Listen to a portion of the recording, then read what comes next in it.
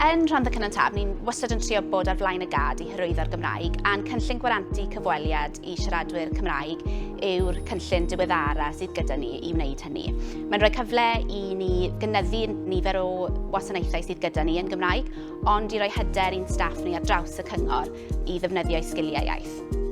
I rywun sy'n ceisio am swydd gyda Cyngor Rhondda Cynon Taf, os ydyn nhw'n siarad Cymraeg, lefel 3 neu uwch, ac yn bodloni'r holl feini prawf hanfodol ar y disgrifiad swydd, yna maen nhw'n ticio blwch ar y ffurflen gais ac maen nhw'n cael gwarant o gyfweliad am y swydd honno.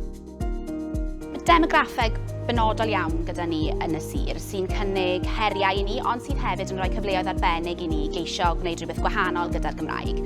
Mae'r Gymraeg ar dwf yma, ond mae hefyd rhan helaeth o'r bobl sy'n siarad Cymraeg yma wedi dysgu'r Gymraeg yn yr ysgol ac o bosib yn eitha dihyder yn defnyddio Cymraeg heb i defnyddio hi ar sbel neu ddim ag unrhyw hyder yn ei sgiliau nhw o gwbl.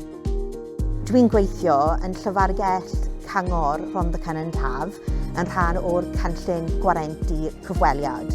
Byddai fi'n annog pobl defnyddio y cynllun. Mae wedi helpu fi adeiladu fy hyder a defnyddio fe mewn y swydd, hyd yn oed nes fi ddim defnyddio fe am sbel, wedi rili helpu fi.